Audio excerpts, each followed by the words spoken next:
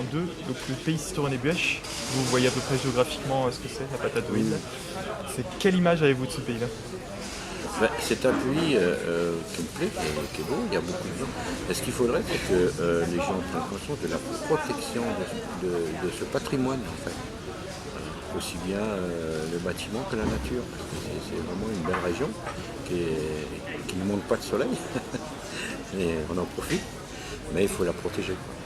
C'est un territoire qui est rural, alors très rural. Moi venant des Vosges, je connais aussi, c'est à peu près similaire.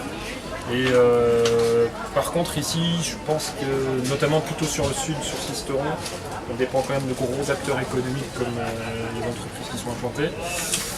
Et l'avenir dépend de grosse partie d'eux. Donc le jour où ces entreprises disparaissent, on va vraiment devenir une zone rurale, mais dans le sens où il n'y aura vraiment que l'agriculture qui fera vivre le pays, qui transformera le pays de toute façon, et après, la vie continuera toujours, mais ça sera différent. Je trouve qu'on a un des plus beaux territoires de la région PACA, je peux le dire. Quoi. Et donc il faut le préserver, et je pense qu'il a de l'avenir devant lui. Quoi.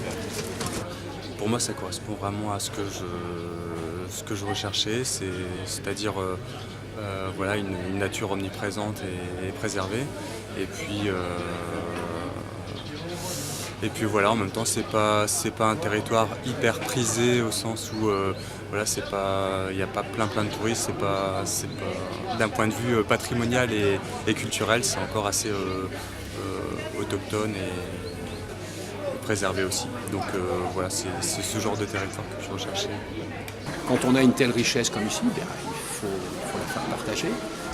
La faire partager, ça ne veut pas dire être envahi, mais ça veut dire justement aller à la recherche d'autrui pour que autrui prenne connaissance de vous et vous apporte peut-être des moyens de solutionner notamment le problème du chômage qui est ici extrêmement net. Et puis pour la jeunesse, je constate que la jeunesse peut s'en aller, ce qui est dommage. Je trouve que c'est merveilleux, c'est un très beau territoire, rester sauvage. Bon, je trouve qu'il n'y a rien d'autre à dire.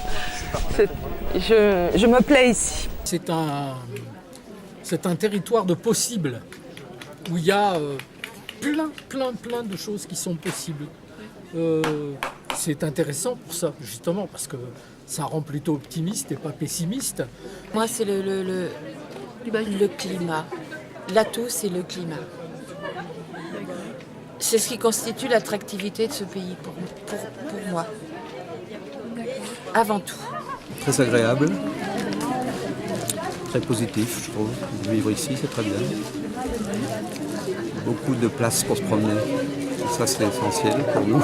La question qui découle, c'est donc ça, c'est l'image que vous avez du pays. Et est-ce que vous êtes optimiste pour l'avenir de ce territoire, pour le développement futur de ce territoire-là, de ce pays? Oui, parce que je suis quand même optimiste parce que ça fait 26 ans que j'habite ici et je trouve quand même que le pays a évolué. Il y a beaucoup plus d'ouverture. Oui, parce qu'il y a toujours de bonnes volontés partout. Oui. non, si je m'installe ici, c'est bien parce que je suis optimiste. Voilà, il y a plein de choses à faire, c'est sûr. Mais oui, j'espère que ça va se faire au fur et à mesure, lentement, mais sûrement. Oui, je suis optimiste.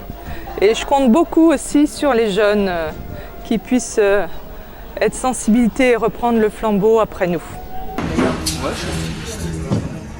Je suis pas optimiste dans la culture intensive de la pauvre dans la vallée de la Durance, mais je suis optimiste avec toutes les petites alternatives qui se développent dans les villages et les petites vallées. Les réseaux qui se créent, les gens qui changent déjà le monde à l'heure actuelle. Je reste optimiste à partir du moment où on se bat. Merci.